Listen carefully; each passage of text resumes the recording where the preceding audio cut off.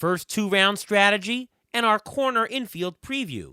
CBS Fantasy Baseball Today's Frank Stampfl joins us on the Beat the Shift podcast, coming up next.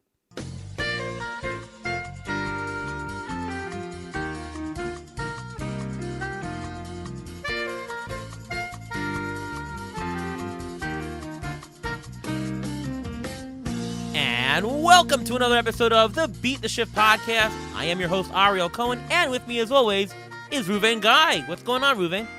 I'm doing well today. How are you doing today?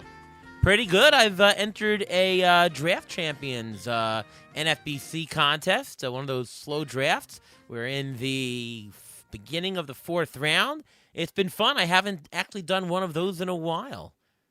Yeah, I know. You've been going over some of the picks, and I've had some pretty strong opinions on who to take and who not to take at your certain spot. So I think we'll discuss that today a little bit. Yeah, we're going to talk strategy of the first and second round, so maybe we'll talk about that and other things. And we're also going to do our corner infield episode, where we look at the undervalued ATC players and see if we agree with them. Well, we've got a fantastic guest tonight. You might know him from CBS's Fantasy Baseball Today podcast.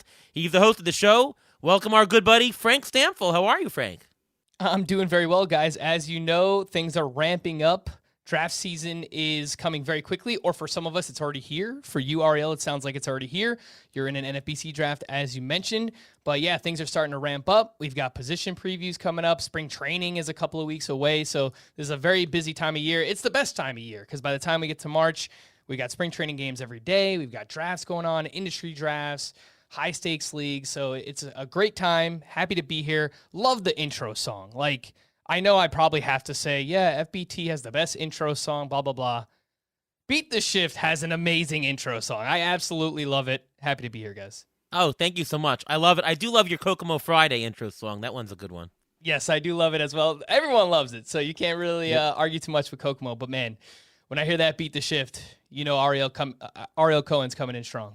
Absolutely. All right. Well, as we said earlier, our strategy section tonight is talking about the first and second rounds. We're not going to go through every single one of who do you like better, but we are going to talk a little strategy. Maybe we'll talk our first couple of picks and stuff like that. Well, first of all, Frank, what is your general goal when you're drafting in terms of what you want to accomplish in your first and second round picks? So I don't have any particular goals that I'm trying to achieve. Statistically, that is. I mean, usually for me, it's safety and bankable stats.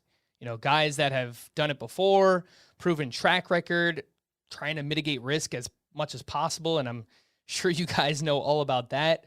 But yeah, it's instead of, you know, the Jazz Chisholms of the world or Fernando Tatises, we'll talk about some of these names, guys that I perceive to have maybe a little bit more injury risk in their profile. I'm probably going to steer clear of guys like that. I mean, don't get me wrong, I will take risks at some point in a draft, but to me, the first couple of rounds are not the rounds to do that. So I do want to play it safe. I want guys that have done it before. I want bankable stats. Ideally, 5-category production if I can make that happen, though I think the landscape has changed a little bit this year. And again, we could talk about that. But yeah, really just bankable stats and as much safety as I could possibly get in the early rounds. All right, Ruven, what are you trying to do? Are you trying to get 5-category players? Are there certain stats you want to get? Or are you looking for consistency? What are you looking for? I'm looking for value, and I'm looking for unicorns. I want those players who can fill 5 stats. I want those players who can, fill up the box score and get in the base, just like Frank said. I want that base of stats that I can build on for the rest of the draft and set me up for the rest of the draft. But I also want value. I'm not gonna reach for a guy in the first or second round because that's not the time to reach. You shouldn't have to reach. Let these players come to you, and the value will come to you also. Yeah, I'm looking for players that have a high floor, that are consistent, that I can just bank on their stats. I don't need to pick the 1-1 player. I don't need to take a guy with upside of, oh my God, he's going to be the best guy. I want someone that's going to return second round value, no lower than that, so I can bank on the stats. And I want to make gains in the draft in terms of value later on, but I want a guy who is bankable. I also want a guy that I can build the draft around to give me the most flexibility. If you're picking a player that makes it easier for you, oh, I'm in round 8. Well, I can go with this guy. I can go with this guy. Hey, let's just pick the best value. That means you've done it right. If you pick a guy, let's say Ellie De La Cruz, for example. I'm not saying he's the worst guy to pick, but if you're picking a guy, well, you don't have to pick a guy with steals, right? It might pigeonhole you into that. Or if you're picking a guy with absolutely no steals at all, you might have to look for a lot of steals later on, right? By picking the 5 category players, you don't need it, but implicitly it lets you build a little bit differently. I sometimes look for that as well. Frank, do you have to walk away with an ace starting pitcher in the first 3 rounds, or are you good with, hey, hitter, I'll get whoever's later? Yeah, I don't think you need to do it. I think everybody drafts differently. I know that there's people out there who can draft early round pitching and they can make it work. I don't think that I am one of those people.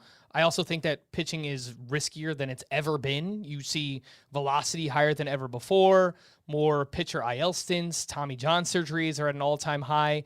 I have no doubt guys like Tarek Skubal and Paul Skeens, Zach Wheeler, they are talented enough to pay off first or second round value. They're just inherently riskier than early round hitters. So, based on NFBC ADP, I don't mind waiting until round 4 or 5 to take my first starting pitcher, someone like a Corbin Burns, George Kirby, Cole Reagans, Dylan Cease, Framber Valdez. If I can get one of those guys as my SP1, then I don't really mind waiting until then. And I think it's kind of unique to the year that you're drafting into and the player pool, because there could be other seasons where maybe elite pitching is more scarce and it's harder to come by. And maybe in seasons like that, you might want to use a second or a third round pick on starting pitching. I don't necessarily feel that way. I think, rounds 5 through 10, 5 through 15 actually look really plentiful in terms of just serviceable starting pitchers, high floor guys, where you can just load up on maybe 4 or 5 pitchers in that range of the draft and feel pretty good about your rotation.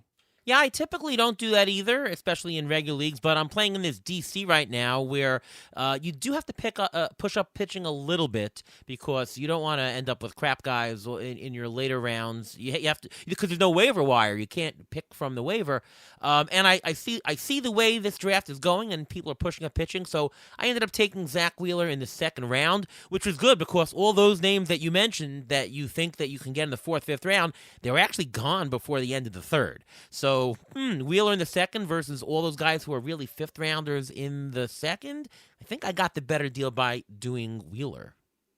Yeah, and I don't. This is the year I think I can go without picking a pitcher in the first 2 rounds. A lot of times, most years, you go hitter, pitcher. That's typically how most people have done it in the past. That's how I've done it. I even tried pocket aces once. This is not the year to do that, I don't think. I think, like Frank said, in the middle of the draft, there's so many pitchers that are so similar that, you're not scared to take them. They seem to have quote unquote less risk. I mean, Paul Skeens, who's throwing 100 miles an hour every single pitch. He's a number one pitcher, 100%.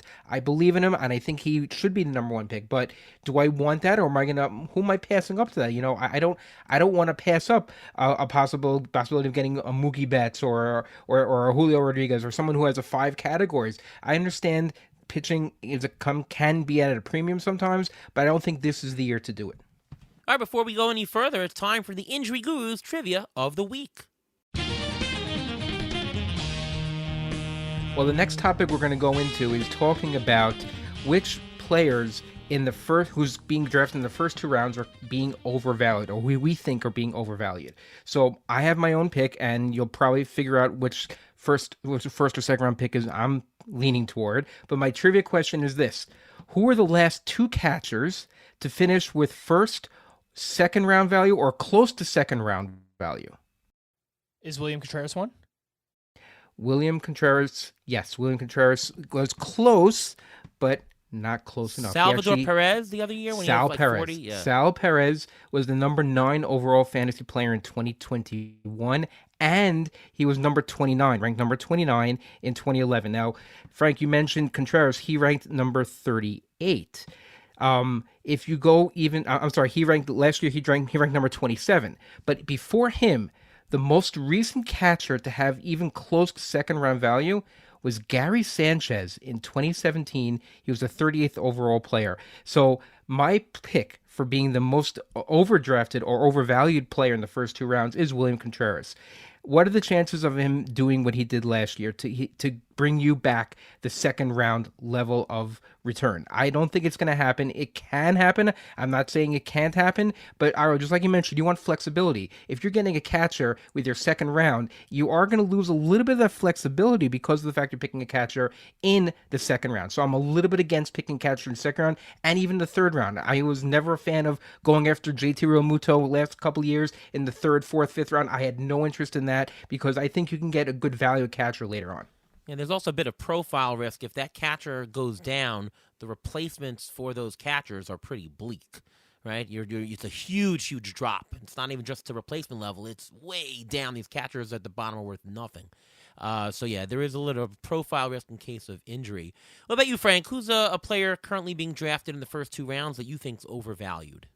I do like the call on William Contreras as well. I typically just am not going to be the first person to take a closer, a catcher or a closer in fantasy drafts, whether that's the second, third, fourth round. I always feel like there are very serviceable catchers going a little bit later on, the middle rounds, Wilson Contreras, Salvador Perez. You can get those guys in, round 7 or 8, something like that. So I typically do wait on that second round for a catcher. A little bit too high for me, but I'm going to go with Jazz Chisholm, actually. This one actually hurts me to say because I'm a Yankees fan.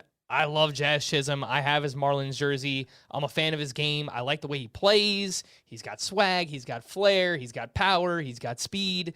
And the upside is sky high. I understand that. What he did with the Yankees last year, 11 home runs, 18 steals in just 46 games. That's a full season pace of 38 home runs and 63 steals. Now, I don't think anyone's expecting that. Projections are not expecting that, anything close. But could that be the 95th, 98th percentile outcome for Jazz Chisholm? It might be. But I think the floor is also really low. He has an extensive injury history, stress fracture in his back a couple years ago, had surgery on turf toe. He had a sprained UCL in his elbow last season. So I'm rooting for the guy. I hope he performs for my Yankees, but in the second round, feels very boom or bust. I'll take players like that later on in the draft. Middle to late rounds of the draft is where I'll take my risks. I'm not really looking to do that in round 2. Yeah, with Jazz Chisholm, I mean, last year his strikeout improved greatly to about a 24% strikeout rate. The year before, he had a 31% strikeout rate. And look at those batting averages he's the last couple years. 256, 250, 254, 248. He's not going to get you any batting average. But, yeah, I agree. He's got a very wide range of outcomes. Amazing, though, his projections volatility, the ATC volatility metric. New name, by the way. New names for the ATC volatility metrics this year. We'll get to that on a different show. But actually, it's not bad. It's at a 2.2, which is very low. Projections actually are more clear on who he is. I think it's also a function of he's been around in the league longer, but I think the process risk is longer. I think that a bad BABIP year can kill him. He won't get on base. Is the power real? I don't know. It's certainly he can't keep up the pace that he did on the Yankees. I'm going to give 3 names that I think are also overvalued. You mentioned Fernando Tatis before. I think he's overvalued. His volatility rating is sky high, 6.4. You never know what you're going to get from Tatis. Is he going to end up hurting himself? Is he going to go on a motorcycle accident, bungee jumping? Who the hell knows with him? I just don't know what he's going to do. And then 2 names for different reasons overvalued. Jarren Duran. Overvalued, I think, because you're buying him at the peak of his value. I don't think he can go higher. I think that you're just paying a premium for what he did last year. And Ketel Marte, same thing. I think that you're getting him at the very peak of his value. But with Ketel Marte, I think there's a big drop with him to other second basemen, and there's a nice clustering of the middle infield, particularly second base, somewhere in the middle of the draft. I feel like you can get a little bit better value because of the clustering. You don't have to reach for a Marte earlier on. I think you're missing out on some stats, so I think those are a little bit overvalued. I Let's go to actually, I thought you were going to mention Acuna because Acuna is supposed to miss the first month, and he's in the second round, and you're already going to fall behind. So, would you count? Would you consider Ronald Acuna being overvalued in the second round if you know he's going to miss the first Oh month? yeah. Oh, for sure. I definitely think there's a huge risk to Acuna. I mean, he often gets hurt in gigantic proportions, right? Will he actually have stolen bases? Now he's got two bum knees, if you want to count it. Yeah, I don't know why he's going early second round. I'm not touching that guy at all at that price. Frank, are you in on Acuna in the second round? No, it feels very risky right now. I honestly just think we have to wait and learn more and see if he plays in spring training games. On top of them saying, reports saying that he's going to miss the first month. They're also saying the Braves are going to be just cautious with him once he returns. What does that mean? Does he sit out one game a week? Does he sit out 2 games a week? Do they kind of have some kind of load management going on so that, he can kind of get his legs underneath him? Because the last time he returned from the torn ACL, you remember that was, one of his down seasons. He was really bad that year. So now he's coming back from a second torn ACL. He's had that injury in both of his knees. So yeah, I do have major questions about Ronald Acuna. I would not be using a second round pick on him. And, I wanted to bring up Shohei Ohtani too, because I think it's a fascinating discussion. Ariel, I know you've brought up Ohtani before. In years where he's a pitcher, he kind of has that added layer of risk just because, pitchers seem much more likely to get hurt than hitters. But we've also seen Ohtani as a hitter, even when he's hurt as a pitcher, right? So like last year, recovering from elbow surgery, he did not pitch at all. And obviously he was still amazing as a hitter. And we know what the upside is. He was the first 50-50 player in baseball history. But it seems like there's risk. He's also coming back from shoulder surgery. So what do you think about Ohtani first overall? Because I love the upside, but feels a little bit more risky this year. Yeah, for sure, he's definite risk, and as you alluded to, he's doubly exposed, right? If he's injured while pitching, got news for you folks, he's going to be injured while hitting because he's just injured, right? And he's playing more, and being a pitcher just adds to the exposure risk, so he definitely has an issue with that. Who knows if he'll play as many games? Who knows if they'll ask him to steal as many bases, or if he wants to, being that he also has to pitch? So a lot of things going there. The question with Ohtani, though, is how low is his floor?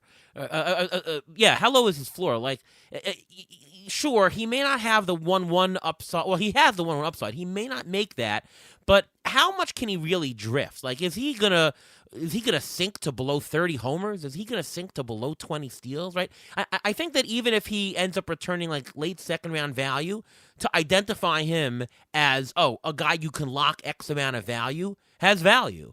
And for that reason, I think he still is a first rounder. I think I can't see myself going a few picks without taking him, knowing that he's just got such a high floor regardless of what the hell he does. But I wouldn't take him 1-1 overall. I'm much more comfortable with a Bobby Witt, who I know is going to get 5 categories, who I know is going to play every day. He's going to get more at-bats probably than Ohtani this year. So I don't know if I'd pick Ohtani 1-1, but I cannot fault anybody for doing that because I think the high floor is still there, albeit more risks, but just such a lock for value, right? And you have the option of either playing him as a pitcher or a hitter. If you want to play him as a pitcher, great, you lose his hitting value, and then you don't, you're gonna sit him when he hits 4 home runs during a week, or you're gonna sit him when he strikes out 10 and gets a win. You don't know what's gonna happen. So it's not like that. You have to. It's more in-game decisions you have to make during the course of the season just by having him on your roster. Yeah, I mean, I'm going to play him as a hitter almost every week, other than maybe the stub All-Star week if he has one start, maybe.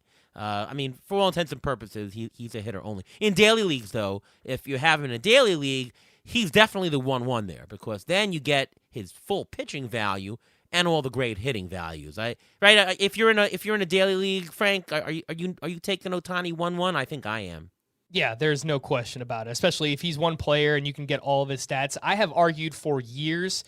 I've actually talked to some of the development team behind the scenes at CBS.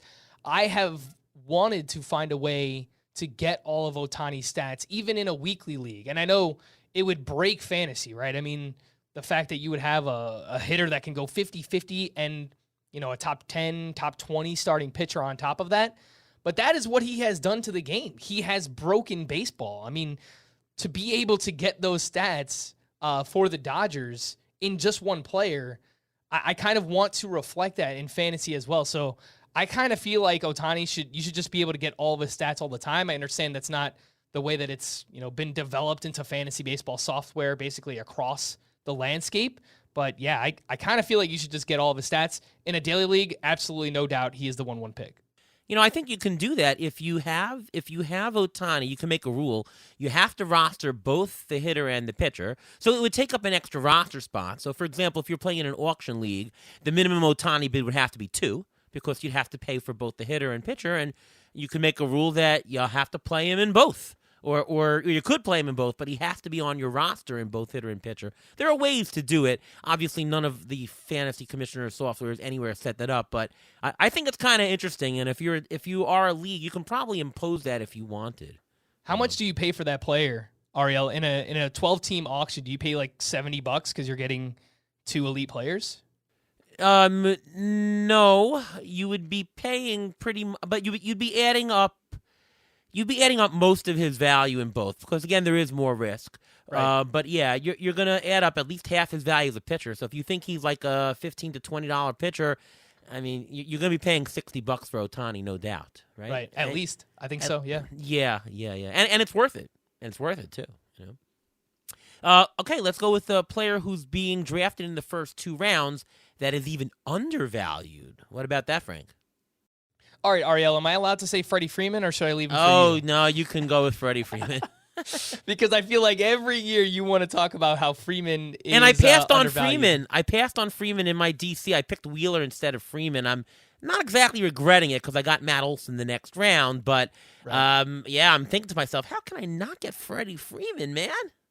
Yeah, look, for years he's been a mainstay in middle to late first rounds. Now you're getting him in this middle of the second round and ADP, and I just have this feeling that he bounces back, which is typically not a bet that you want to make on a 35-year-old, but we saw how dynamic he still could be in the playoffs, even playing on an injured ankle, especially in the World Series. How many games did he homer in a row? I know very well, again, as a Yankee fan, I mean, it was crushing to watch Freddie Freeman come up every day and hit a massive home run. I think he still is bankable for a great batting average. He's in the middle of the best lineup in baseball. I don't think he gives you huge power, 20 to 25 home runs, 8 to 12 steals, 280-plus batting average. But this is kind of the player that we were talking about earlier, where maybe he doesn't have the upside to be the 1-1, but he's pretty bankable, and you feel pretty safe that he's going to return first-round value. So feel really good about getting Freeman where he is. And I'll just throw Trey Turner's name out there, too. It feels weird to see him going in the middle to late second round. I know he dealt with some hamstring injuries last year, but still provides a little bit of power, good amount of speed, good batting average. And before he hurt his hamstring last year, he actually had 10 steals in the first month of the season. He was on a 50-steal pace. I don't think that's going to happen, but I think he has the upside. I still think he's fast enough to steal 30 or 40 bags if Trey Turner wanted to do that. We just haven't seen that in a long time. So probably expecting more like 25-25 with a good batting average. But again, that feels like a really bankable player in the second round. Yeah, and those are the 2 players on my list. Back to Freeman. Out of the last 6 years, how many years of the 6 did he finish as a first-round player? Anybody out of the 6? I'll say 4. Yeah, it's a good 4 also. Yeah. 4 out of the last 6 players he finished as a top 15 player in the first round. I mean, what more bankable can you get than that? And by the way, he's just 1 year removed from that. And last year he had to deal with his son who had some kind of weird infection disease. Yep. And that probably slowed him down a little bit. And he had that ankle issue at the end. So, I mean, and with that, he finished as like a second-round player also. I mean, the guy is just amazing. And can you bank on the RBIs and runs? Look at that lineup around him. It's just... second round, and in my drafts, he went to like pick 28. I don't know how you can pass on him all the way to pick 28. That's nuts. Mm-hmm. And he's a good player to pair with like an Ellie De La Cruz too, because if you take Ellie in the first, he's probably the only hitter in the first round that's not going to provide you batting average. So to pair Ellie with Freeman, it feels like a really good pairing. Absolutely. Ruvain, anybody else to add? Yeah, I'm going to throw in Bryce Harper. Bryce Harper has been very consistent the last 4 years. Batting average range of 285 to 309. Home run range from 18 when he got hurt to 35. Runs, he can get up to 87. He's gotten RBIs up to 87, runs up to 100. He got to his pre-injury at bats last year. He got to 550. He's going 19th. I would take him closer to the wheel. I mean, I think that he has the upside of being a possible MVP because you have to remember that lineup scores a lot of runs. You have Trey Turner there, and you have a whole bunch of other guys who get on base, and he's just a monster. He doesn't have to worry about the outfield anymore. He's completely healed from the injury. You can expect 550 at bats from the first baseman as long as he doesn't get run into and have another freak injury or something like that. But I think he's a guy. He's so stable that I would take him higher up, just like you take Freddie Freeman higher up. I think I take Bryce Harper, especially if you're in an OBP league. I'll take Bryce Harper right away. I'll take him in 13th, 14th, even closer than that. The only thing I'm thinking of and why these first basemen are priced a little bit lower is, do you think it has to do with the fact that there's a lot of good, and we're going to go over this today, there are a lot of good corner infielders later at a cheap bargain, and if that's the case, why overpay for these first basemen? Frank, do you think that has any reason for them being undervalued? It could be, but again, I mean, if what you're looking for in the first 2 rounds is just bankable stats and track record and guys that have done it before, like you said, Ruvain, Bryce Harper has done this for a long time. He's hitting in the middle of one of the best lineups in baseball. Same thing could be said for Freddie Freeman. Yeah, I mean, you can get a Josh Naylor, a Christian Walker, a Vinny Pasquantino in the middle rounds, and I think you'll be fine with those guys. But again, it's just the higher end outcome that we've seen from like the Harpers and Freemans. I think maybe the fact that they don't give you speed is a reason why we see them go a little bit later than they should. But either way, I'd be happy to use a second-round pick on either one. Agree. All right, let's go to Ruvain first on this one. Who's a player who's being drafted outside the first 2 rounds, but likely should be? Well, I'm going to go with the guy, you mentioned the guy with 2 busted knees. I'm going to go with the guy who had 2 busted knees very early in his history, and that's Manny Machado. He's very similar to Bryce Harper, like I mentioned. He's going 33rd right now, so he's just out of the second round. But I think I'd rather have him than, let's say, a Jackson Merrill or a Jackson Chourio, who may regress. You don't know how they're going to do. Are those 2 players definitely going to give you second round value? I don't know. I think I'd rather have a third baseman. Third base is kind of shallow, so I think I'd rather have a Manny Machado in that spot as opposed to, like, say, a Jackson Merrill or Jackson Chourio. Yeah, definitely. My pick is another third baseman as well, Rafael Devers. I mean, he basically hits 30 home runs a year. His values in the last couple of years, 22, 26, 26, 29, 20, 36. The guy is absolutely a force. And Devers, by the way, he's 28 years old. He's still on the good side of 30. Red Sox, you never know. Who knows who they're going to sign? They might even be better at this point. But Devers is such a consistent guy. And third base is a very shallow position. Maybe the most shallow. We'll talk about that later in the show. But, yeah, getting that top guy, I think he should be squarely in the second round. What about you, Frank? Yeah, let's make it a clean sweep of third baseman across the board because I like Austin Riley. Yeah. I also had Manny Machado written down here. It's just Riley, Machado, Devers, the profile, it feels very safe for all of them. They're not going to provide steals, but 275-plus batting average, 30 home runs, good counting stats. The only reason why I didn't include Devers is I do worry a little bit about the injuries from last year. He dealt with some issues to both of his shoulders. Now, maybe he shows up in spring training. He says, I'm 100%. I'm ready to go. I'm fine. If that's the case and he looks good in spring, looks like his normal self, then I think I'm probably okay with it. But, some injuries started to creep up a little bit last year with Devers, which, worries me a tad. I think maybe Austin Riley and Machado are slightly safer. But, yeah, I do like all those names going in the third round right now. And this is why it's tough to play in a league against you, Frank, because you like the same players as me. Well, good thing we don't play in the same Tout Wars league anymore, Ariel. No, that's right. I did sub in for Ian Kahn in NL Labor last year, and I'm like, all right, how am I going to get my first baseman guy? All right. Luckily, well, not luckily, I ended up getting what I thought was a cheap Matt Olson. I'm like, well, Frank's going to get Freeman for sure, right? Yeah, and I did get Freeman, and of course he had a down season, right? So not as bad as Olson. So you fair. you definitely dodged a mini bullet over there. All right, I do just want to ask about Ellie De La Cruz. So I'm assuming he's not in your top 3. Like, do we have agreement that our top 3 here is Ohtani in whatever order? Ohtani, Witt, Judge. Is that our top 3? That's what it is for me. I have Witt up at the top, just like you, Ariel. I would take Ohtani second, and then Judge. Judge isn't going to give you the steals, but obviously massive power, great batting average. Some people have labeled him an injury-prone player. I think maybe early on in his career that was fair, but a couple of years ago he hurt the toe in Dodger Stadium. It felt like a pretty fluky injury. So yeah, I feel totally fine with that top three. I disagree, actually. I think it's Bobby Witt, Aaron Judge, and Jose Ramirez.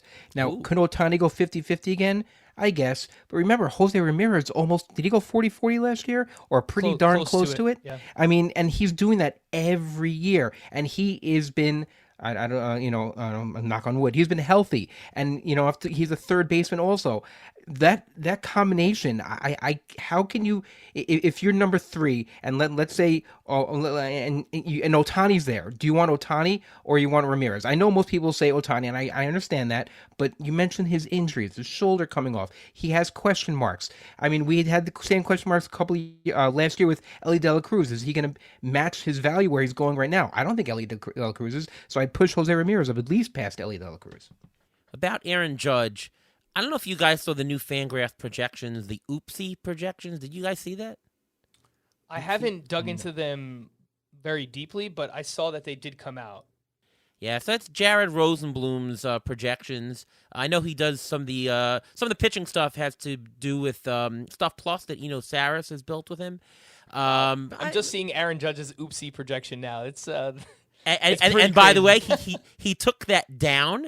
A week ago, it was 59 homers. And at the first second, I wrote to Jared, I'm like, what the hell? 59 is your expected homers for Judge? Please explain. I can't get over that. And I got to have him on the show to explain that one. But how can you project 59 homers? I mean, if I was running my projections on Oopsie and I'm trying to draft, I mean, he'd be easily the 1-1 with a 59 expectation? That's crazy. Wow. Yeah, it's not 59 anymore, but 57 homers, 138 RBI, and a 300 batting average. Well, put it this way. Who has a better chance of hitting 50 homers this year, Ohtani or Judge? It's Judge, and I'd be okay if he finished as the number one projected one, but I mean, like I'm projecting Judge for 46, which is quite a lot.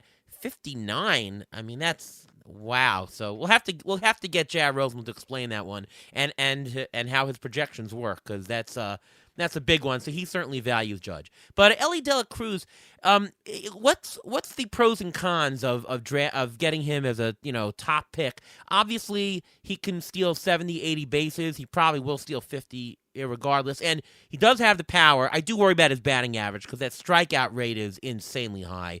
I mean, is there any merit to pushing him up more because it's just easier to draft around? I kind of think it's harder to draft around because you're just getting such a one-category guy, and if he gets injured or if he underperforms, man, your team is shot. What are the pros and cons, Frank, for Ellie? Yeah, so I actually have Ellie ranked as my 8th overall player, which means I'm probably not going to wind up getting him because his ADP right now is right at 4, so he's going just outside of the top 3 names that we mentioned. I think the argument towards taking him in the pro, obviously the speed is massive, 67 steals last season, and he scored 105 runs. But if you look at his profile, he really is a 2.5 category player. Mind you, he might just win you the steal category by himself.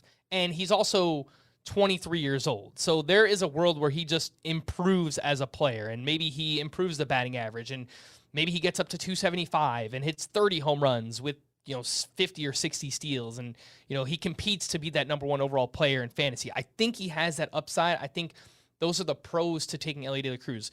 The cons for me, and I was going to bring this up earlier, is that I feel like in every draft I've done this offseason, it's much easier to find steals in the middle to late rounds than it is to find batting average or power. So while I agree, Ariel, that you want to take 5 category producers each round that you possibly can, like to start off. If you can take a 5 category producer for the first 2, 3, 4 rounds, whatever it might be, that's awesome. It allows you flexibility for early on. But if that possibility is not there, I don't really mind taking a 4 category contributor instead. Someone like a Vlad Jr. or a Yordan Alvarez or a Bryce Harper or a Freddie Freeman, someone like that, because I would rather build up that batting average and that home run base because you can find Bryson Stotts, Andres Jimenez, Tommy Edman, Josh Lowe, these guys in the middle to later rounds that are going to give you 25 plus steals.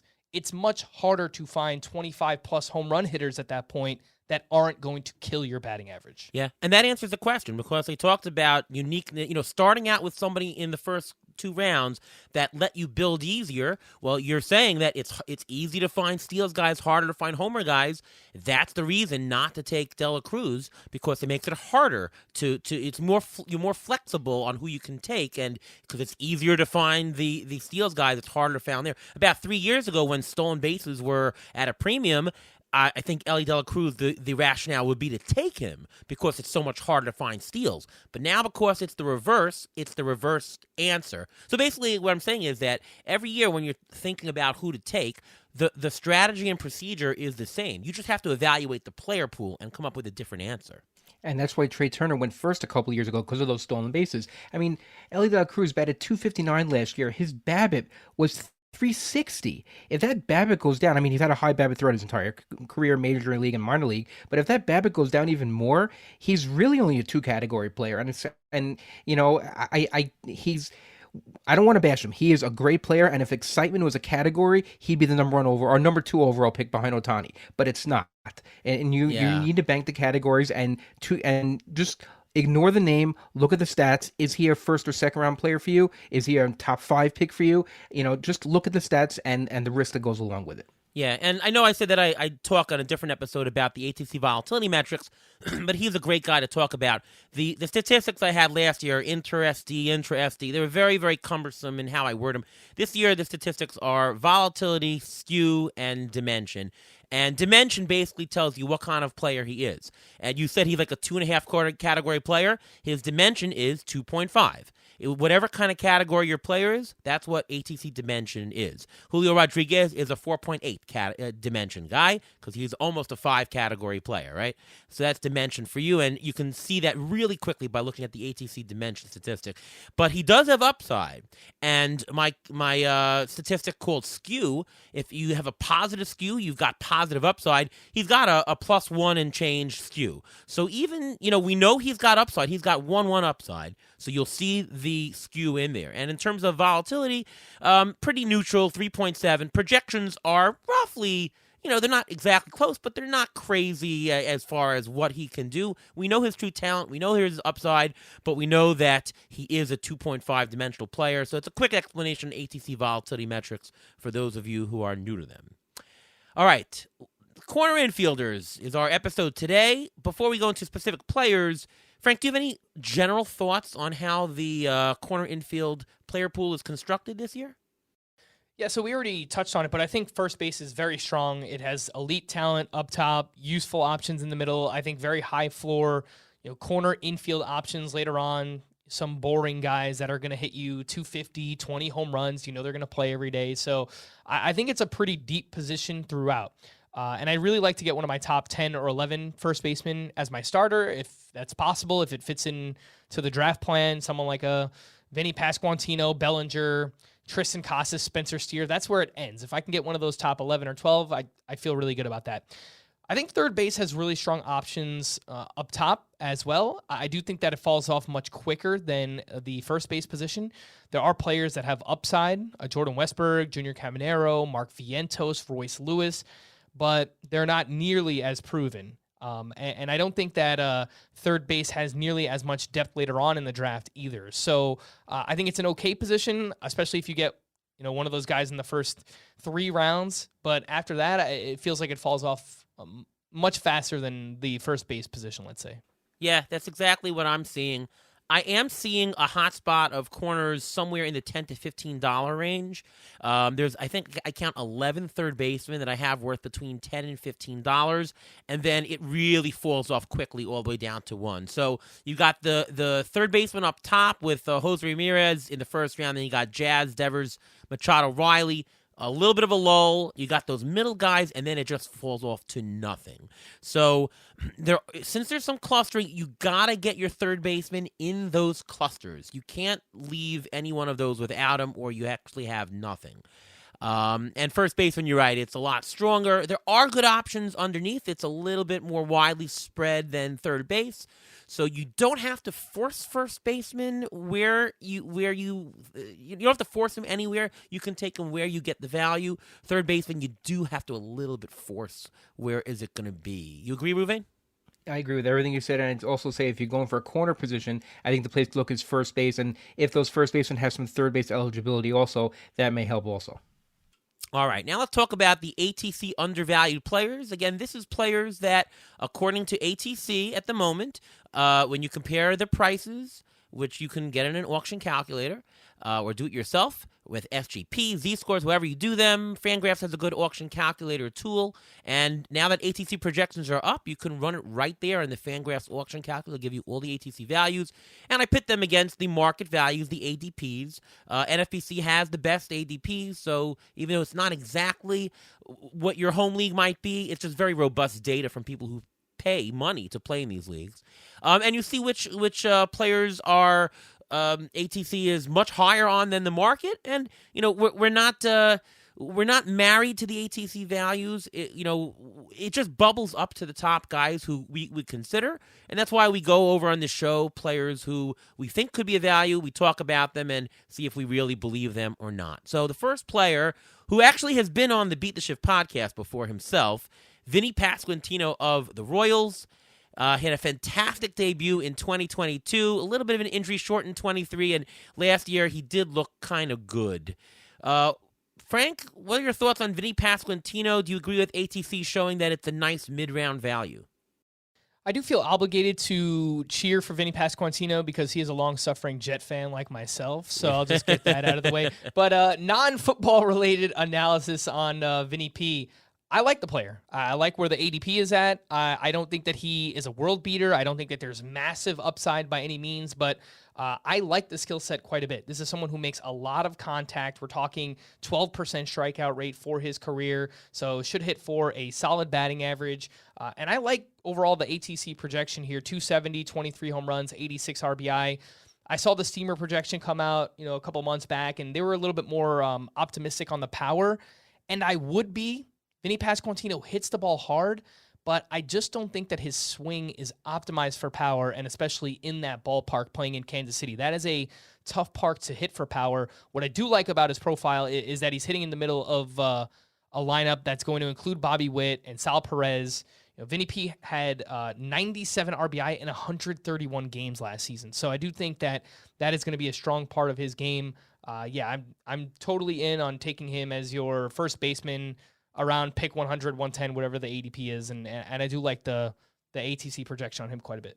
Yeah, I believe it a lot more than Steamer. I actually believe these projections quite a bit, and since I believe them, I believe that there is a bargain. It's not a humongous bargain, but I just feel like if not injured, he's just very bankable. That batting average is there.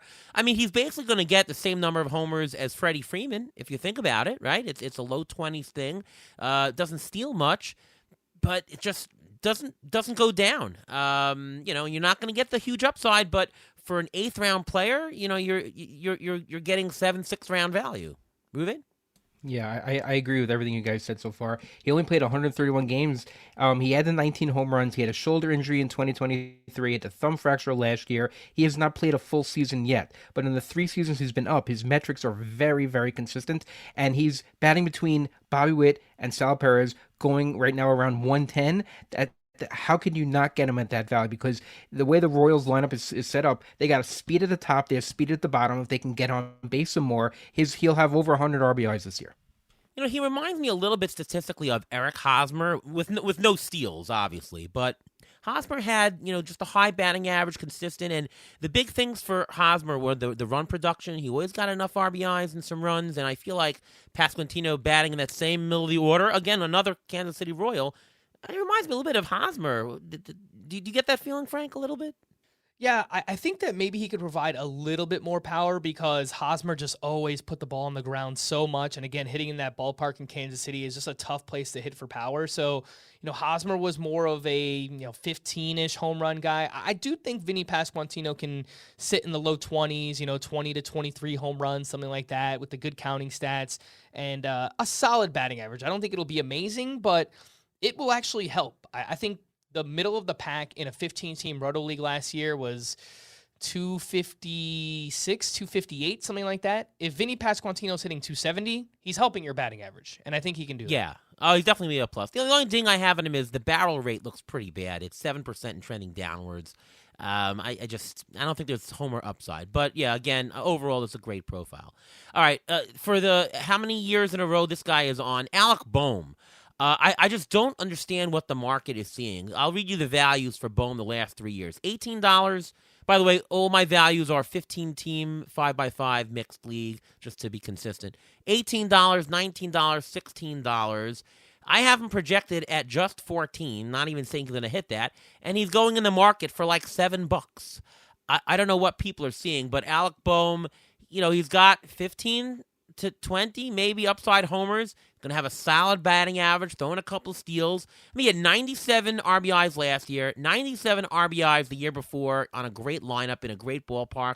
I don't understand what the market is. It's a thin position as it is. To me, it's a slam dunk again, and I can't say he's a target for me every year, but I find myself rostering so much Alec Boehm because he's such a value. Do you agree, Frank? Yeah, and I'll tell you exactly what it is, Ariel. It's that he's boring. That's exactly it. People see Alec Boehm and they think there's no upside here. He's never going to hit, 25 home runs. He's not going to lead the league in batting average. But what he does is provide value, and he's reliable, and he's been consistent, as you read off. You can basically pencil him in for a 275-plus batting average, 15 to 20 home runs, 85 RBI, and a handful of steals. I think Alec Boehm is the perfect player to take in a deeper league. So 15-team mixed roto, NL-only leagues. This is someone that's going to play every day, very high floor, and those are the types of players that you need in deeper leagues. If you play in a 12-team points league or a 10-team league, I'm not sure Boehm is going to do enough to be like a standout in a format like that. But the deeper you go, the more reliable someone like Alec Boehm is. Yeah, I don't see him hitting a ton of homers. Like his barrel rate is 6% over the last 2 years, which is crap. Fly ball rate is only 33%. So he's deliberately going batting average over power. Although we've seen months where he's just turned on and just hit 6 homers in a month and said, screw it, I'm going to go for it in the summer.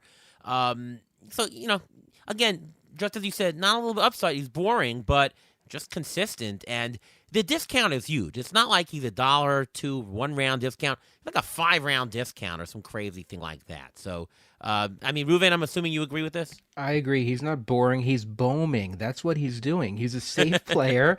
And he's how late is he going right now? I think he's going around, what is he going to pick 175 right now?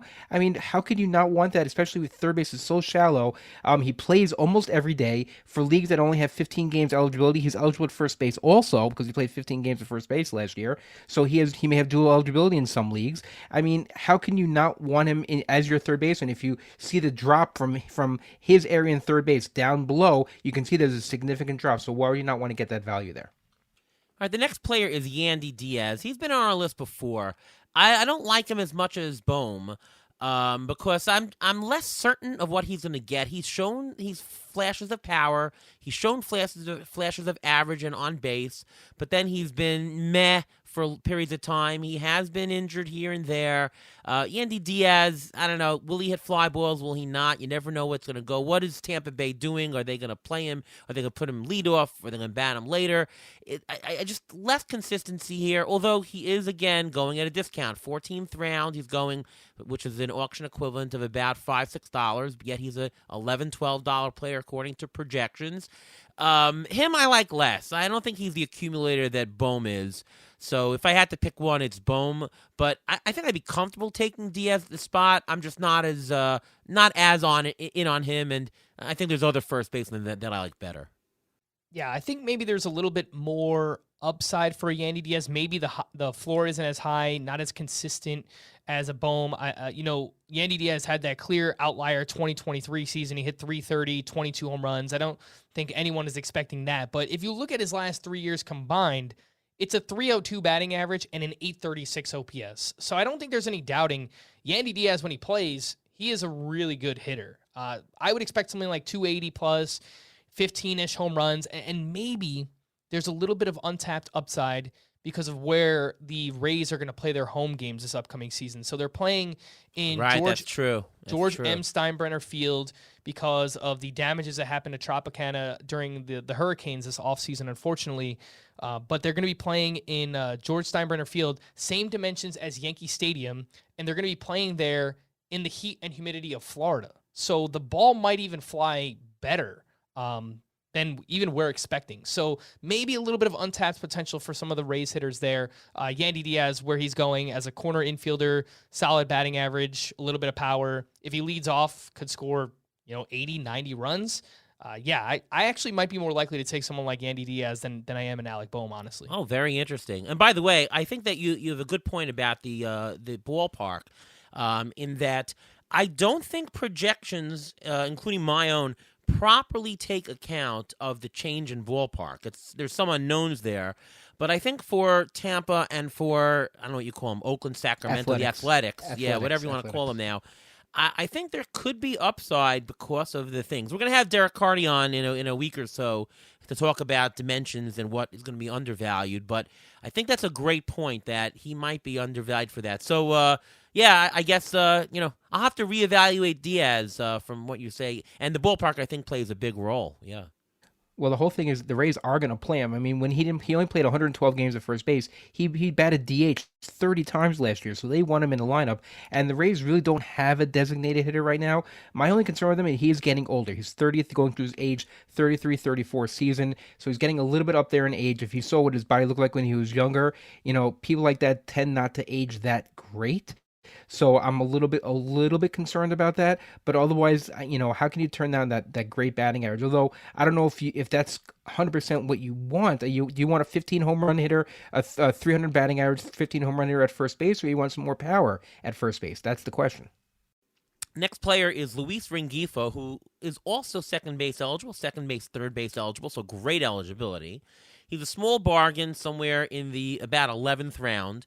But last year he had 24 stolen bases and only 283 at-bats, batted .300. The year before that he had 16 homers. Piece it all together, this guy could be like a 15-25 player with a really good average, which really plays. He hasn't had a lot of plate appearances in the last couple of years, but maybe he'll get healthier and maybe he'll be more of a steady force. And if so, there could be a lot of untapped value coming out of Rengifo. Are you interested in Luis Rengifo, Frank? Are you optimistic about him, or you think he's just gonna get injured again, or just have one power at a time, just one ability? Is it power? Is it steal? Just can't do both. Yeah, I'm curious because his skill set completely changed last season. He went from being a 260-ish hitting, modest power guy with no speed to all of a sudden hitting 300 with 24 steals in 78 games, as you mentioned. So just completely change up the profile. I think part of that is playing under Ron Washington with the Angels. They were much more aggressive on the base paths last season, and I do think that will remain the case again heading into this year. So I don't think he'll steal bases at the same pace that he did last season, but can he provide 20 to 25 steals? I think that's fair. The questions that come with Rengifo are the health. You pointed out he's missed some time the past couple of years, limited to just 78 games last year, and actually had surgery on his right wrist. So he's another player that I want to pay attention to in spring training. See if he's playing every day. How is his hand, wrist holding up? Is there any power? Do we hear any reports of, okay, he's still playing through something, he's not going to be right to start the season? So he's a player that I want to learn more about, but especially if you play in a draft and hold league, that positional versatility, you need to have at least a few of those guys on your team. Second base, third base could just be absolutely massive. So I'm probably more likely to take someone like Rengifo in a draft and hold format like the Draft Champions one that you're playing in right now, Ariel. Yeah. Now, you say that have to observe him in spring training, but of course what can happen is you can observe that he's really good in spring training, and then his price goes up and you lose the bargain, right? Yeah, so that's fair. Often when you're drafting before spring training, you're getting a bigger value because you don't see the guy. So if you make a good, astute observation now, that could lead to money. There's different ways to play it, right? It's not as clear cut as let's watch him. I mean, in the past, I've drafted as late as I can towards the end of the season, but, I'm thinking the opposite these days. I'm thinking that drafting early, you can get these guys at a much bigger discount early on, and I think Renifo does fall into that category. I think you can end up with, not a huge bargain, but, a nice value where you can get a pretty much 5-tool guy. I hear what you're saying. Sorry, Ruvain. I just wanted to jump in real quick. I think the Draft Champions overall winner last year, Steve Weimer, drafted his team in October of the previous season for 2024. Right. So got crazy values. And, once projections come out, people just start rising out of nowhere. Earlier in the offseason, October, November, Lawrence Butler of the Athletics his ADP was like 90, 100. He's all the way up to 65 now. So, and nothing has happened. It's just projections have come out. So, yeah, I mean, you could be onto something. Players just continue to rise as people do research and obviously as the hype grows. And you mentioned the Ron Washington effect. That happens when new managers come in. You don't know how they're going to deal with their players, if they're going to run more and everything like that. But I think Rengifo was really trying to get on base more. He actually lowered his launch angle from 11 to 6. He was hitting more ground balls, less fly balls. He was getting on base more, and he was trying to steal more. So even he had the wrist surgery August 6th. He should be fine and good to go. I'm not overly concerned about the power because we're not expecting 25 or 35 home runs. If he hits 10, 12 home runs, that's fine. I want him just to be able to hit with power, meaning hit line drives, get on base, and get those stolen bases. Because if you're playing with second base, you want those stolen bases. If you're playing with third base, stolen bases are great to have at third base because you usually don't get them at third base. So I think you're going for that 300 average, get those stolen bases. If he can keep that launch angle and find the holes again, I think he'll have an equal season to what he had last year. Our next player is a boring old veteran, Nolan Arenado. I mean, he used to be like a lock for the first round. He's obviously drifted, but according to ATC projections, he's not a 16th round player. He's more like a 12th round player. Are you getting a nice discount here, a $5 discount for buying Nolan Arenado? We're projecting him 20 homers, 257 average, which is not fantastic, but bankable RBI, 78 RBI, 71 runs, assuming he bats somewhere in the middle of the Cardinals lineup. Cardinals lineup is not that great this year. I mean, Ruben, we were talking earlier, and whose roster resource projecting is the cleanup hitter? Brendan Donovan or something like that? Yeah, it was Brendan Donovan, and Arenado's batting behind him. It looked very, very, very weak, and there's a very good chance that Arenado gets traded. If he gets traded during the spring training to your Yankees, which is a possibility, that he will get a boost in his value. And he's age 34, almost the same age as Yandy Diaz. He's played 144 games every year, or more every year since 2015. Jinx, double jinx, triple jinx, and all the metrics have not changed at all. The only glaring thing from last year is that his home run to fly ball rate went to 8.3 when his career is 14.4. He did have less barrels last year compared to his year average, but I mean, he's going around 217, and I guess you could say you can do a lot worse than Nolan Arenado at third, right, Frank? Yeah, this one's tough because I know projections, they kind of start with like 3-year average as a base, right? And build off of that. So, you're getting a little bit of a couple years ago when the power was better. I just wonder if this is the start of a steep decline for Nolan Arenado at his age. We saw the slugging percentage all the way down to .394 last season. He only had 16 home runs in 152 games. The quality of contact metrics were awful. 86.3 average exit velocity, 3% barrel rate. I mean, that's stuff that we see from, speedy guys like Luis Renifo, Tommy Edman, guys like that. It's, this is not what we're used to seeing from Arenado. So I just wonder if, and Ariel, maybe you could talk to this more, if it's tougher for projections to factor in a steep decline for an aging player, kind of the way that Jose Abreu just completely fell off the map, right? And maybe this is the start of that happening for Arenado. Well, I mean, projections look at age curves, right? And he is 33, so you are going to see the decline, right? For elite players who don't have that sharp a decline, projections will actually be worse than the guy. But yeah, if the it all depends on how steep it is. If it's steeper than what the typical drop from a 32 to 33-year-old guy is, yeah, then projections are going to be high on him. So I guess really the question is, if you believe, that Nolan Arenado is worth it or not, is the steep decline steeper than what a normal 32 to 33-year-old drop would be? If so, he's probably going to drop even more this year and not even get that. I think the question, though, is where will he end up middle of the season, end of the season? Because if he's on the current Cardinals roster, he's still going to get all the playing time, and that's still going to give him, even if he's much worse than he normally is. Like I'm projecting him at like a 257 batting average, which is not anything crazy, but he's getting, according to projections, the volume of at-bats to get him those RBIs and runs. This is purely a runs and RBIs play. There's nothing else there in the tank. So to me, I think it depends on the construct of your team. If you find yourself light on RBIs and runs and you need a third base slot, he's probably okay for the spot. It's to me, it's just if he happens to fit in your team construct, great. If it doesn't, there's not much value there. That's how I would recommend to play Nolan Arenado. I think the landing spot is key here, too. I mean, we've heard Arenado's name brought up all season in trade rumors. Apparently, he voided a trade to Houston, which I just cannot for the life of me understand why he voided that trade, unless he was just so adamant against what they did a couple of years ago with the cheating scandal and all that. He just didn't want to be part of that organization, although, they're pretty far past that at this point. But I mean, his swing, pull happy, fly balls to left field with the Crawford boxes in Houston, it made so much sense for him to wind up there, and that would have helped his fantasy value. The only other place now I could see is Boston. With the Green Monster in left field, if they do acquire Nolan Arenado, I could see that kind of, revitalizing his career and maybe getting some of that power back and improving the batting average a little bit with that Green Monster. Ruvain, you brought up Yankee Stadium. I actually think Yankee Stadium would be pretty bad for Arenado. They have the short porch in right field, but, as a righty pull-happy approach, left field is actually a little bit more spacious in Yankee Stadium. It would probably help the counting stats. The Yankees are a better team. They have his former teammate, Goldschmidt. Yeah, 100%. But I just don't know that the ballpark would fit very well for Arenado. So at this point, I'm really just hoping that he winds up in Boston for his fantasy value. Couple more to get through. Andrew Vaughn, first baseman.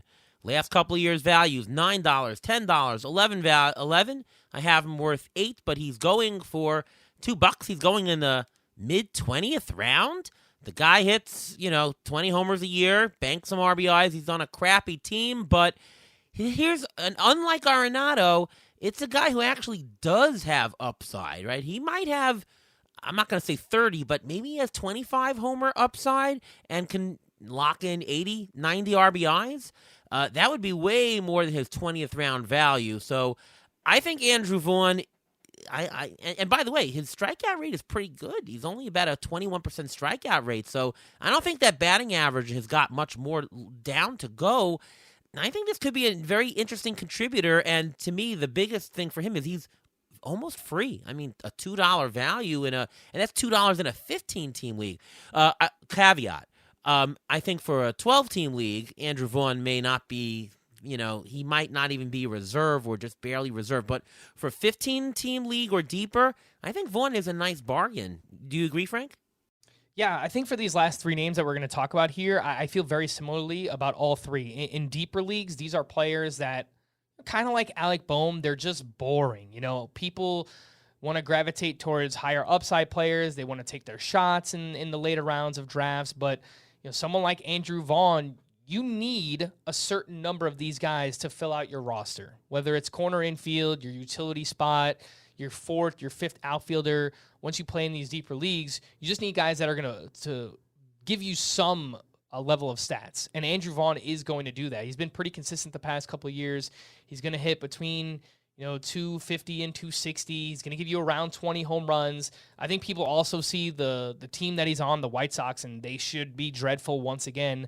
But they were really bad last year, and he still provided 70 RBI. It's not great, again, but in the later rounds, if you can get 20 home runs, 75 RBI, 250, just that boring corner infield, there is something to taking a player like that, especially in a 15-teamer. Like you said, 12-teamer probably doesn't, Andrew Vaughn probably doesn't mean much in a format like that. I actually do think he has more upside, though. I don't think he's strictly a 20-homer guy. I think he can add another couple of them. I mean, his homer-to-fly ball rate last year was 9%, and I think that was fluky low. I think he's closer to 25-homer guy, to be honest with you. I actually think that Vaughn is better than the ATC projections, and the ATC projection says a $6 bargain, so that's why I believe in him. Ruven? And he's going around pick 300. I mean, that for a corner infield, it's great. I mean, he's going to age 27 season. Usually between age 27 and 29 are when their power goes up. So there's still power, like you said. I think there's still power coming. The home run, you mentioned the home run to fly ball rate. It was only 9%, but he hit more fly balls last year. So a little more luck, he gets 2, 3, 4, 5 more home runs.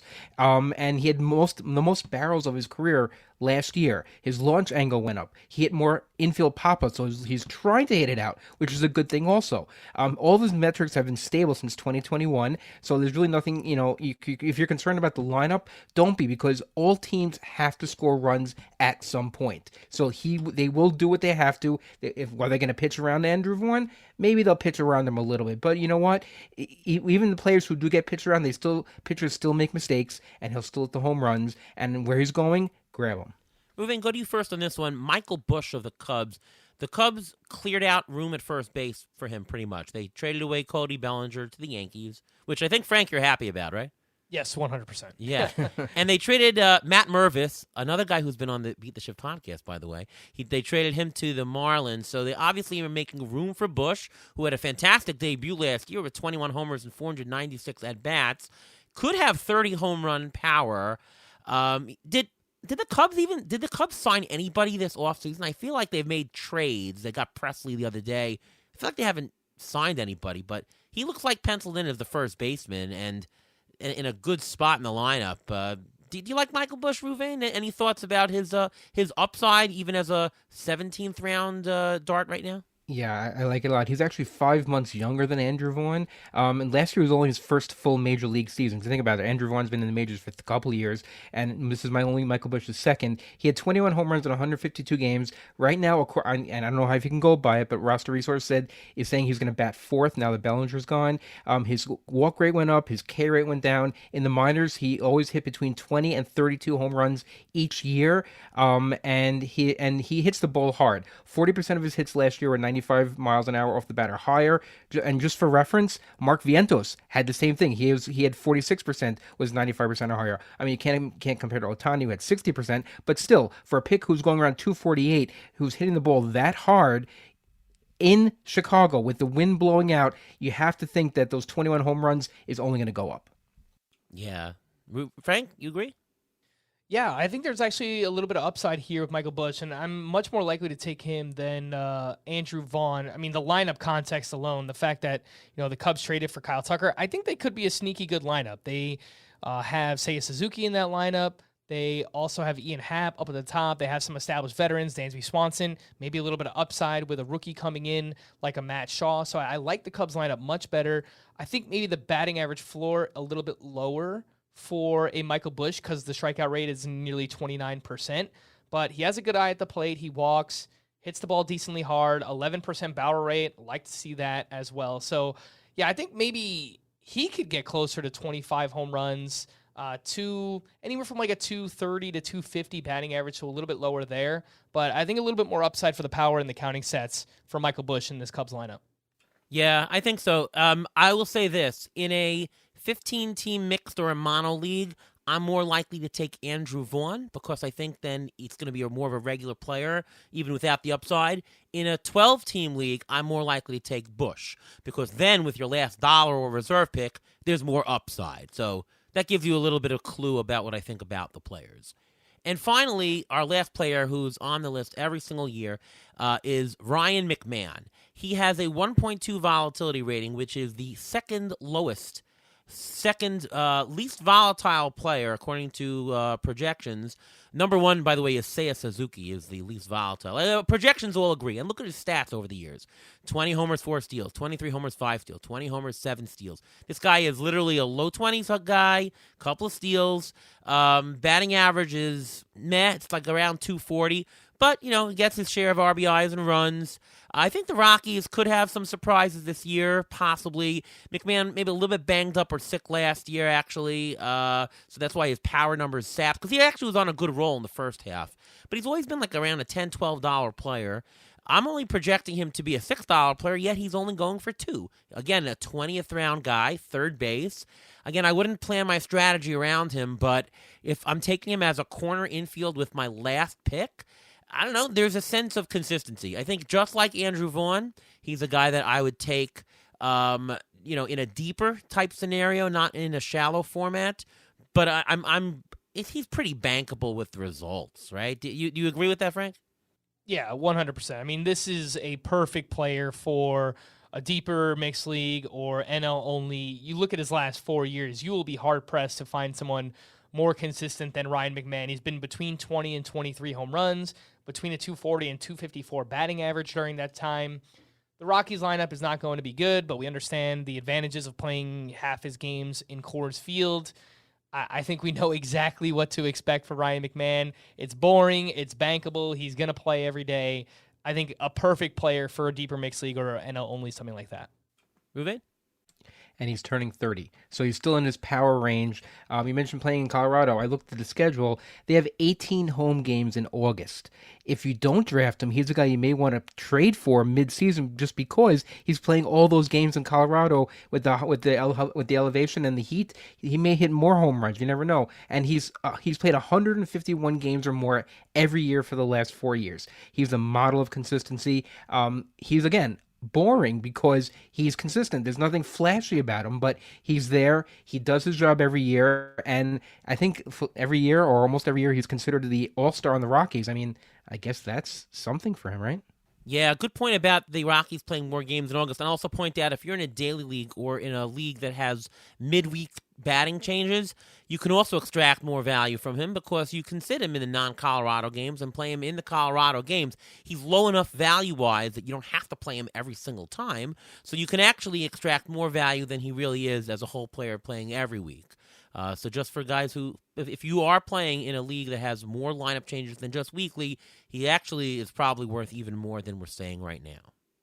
Anybody else to add, Frank, who maybe we didn't cover, who's a bargain for you at the corner position? Let's see if I could pull up some corners real quick. Oh, I wanted to mention Isaac Paredes because he got traded from the Cubs over to the Astros in the Kyle Tucker trade earlier in this offseason, and he is part of my fallback plan. If I don't get one of those Riley, Machado, Devers types in the third round, I do like Jordan Westburg a little bit in that round 6 through 8 range. But once I miss out on that, I think Isaac Paredes is a prime fallback option.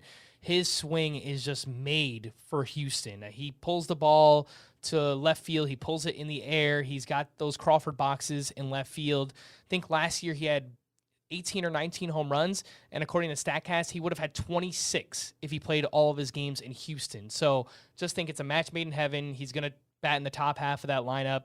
Counting stats should be good. Kind of another, boring type, I would say. He's going to hit like 250, 260, but I think he can get back to like that 25, 30 home run range. Isaac Paredes is a pretty good fallback option at third base if I miss out on some of those other early round names we mentioned. Yep, love it. That's a good name. ATC does see it as a bargain as well, so I love it as well. Ruvain, corner infield injury update. Go for it.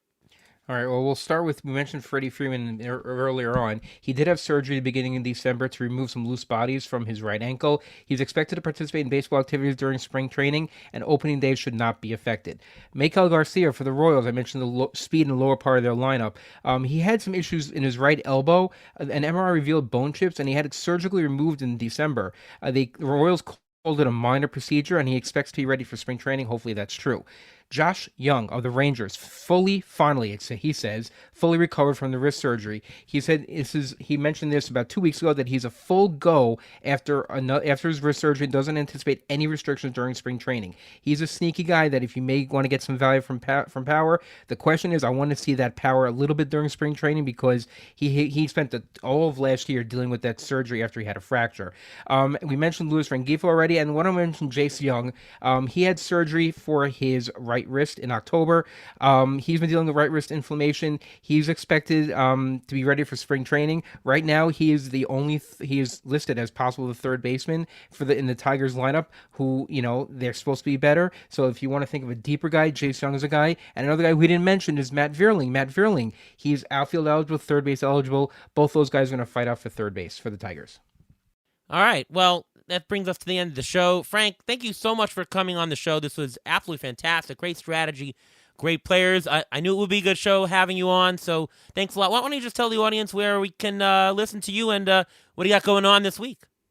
Yeah, so you can find me on Fantasy Baseball Today. That's the CBS Sports Fantasy Baseball podcast. We also have a shorter podcast that we do called Fantasy Baseball Today Express. It's basically the same podcast, just condensed into 8 to 10 minutes. So in case you don't have a whole hour to listen to the full-length podcast, you can listen to that shorter podcast. Later this week, we do have a guest coming on, somebody named Ariel Cohen will be joining us on the podcast. So, we'll have Ariel on actually tomorrow when we're recording this. So Tuesday night, Wednesday morning, if you want to listen to that one.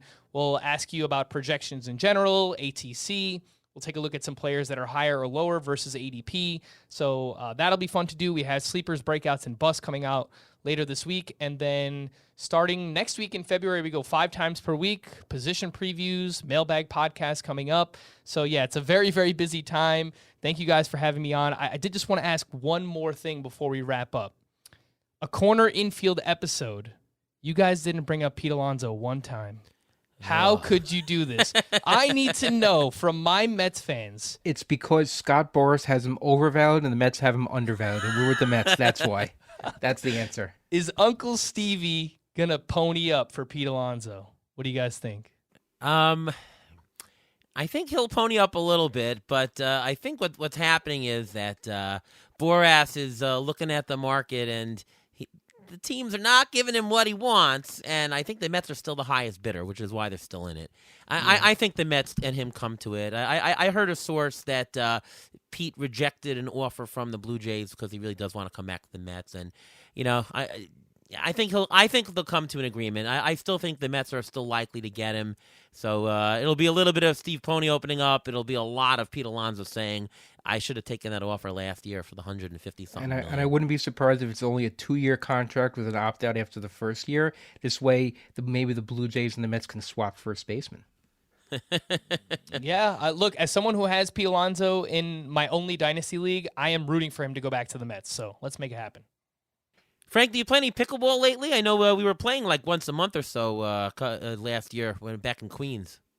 Yeah, I actually haven't been playing much. I moved out to Jersey, this past year, and still trying to find some places to play, some indoor places to play. There are some outdoor courts over here, but obviously way too cold. So I do want to get back into it. Maybe got to wait for the weather to warm up a little bit, but have not been playing as much. How about you? How's the swing going?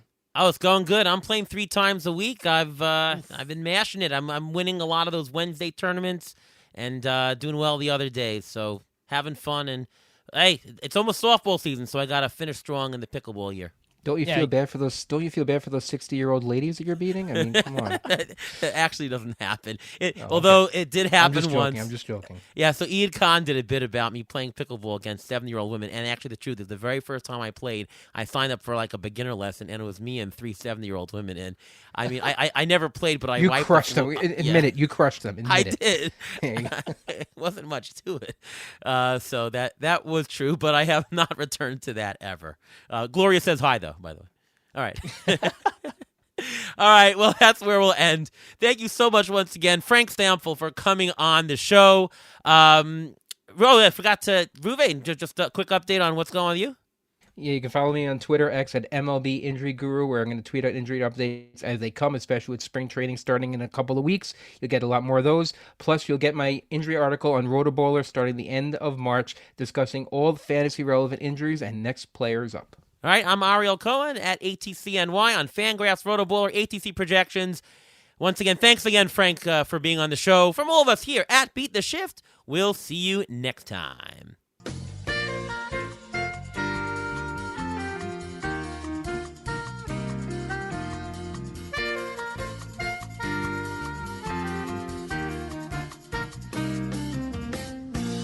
Thanks for listening to the Beat the Shift podcast presented by Fangraphs. Follow us on Twitter at beat_shift_pod.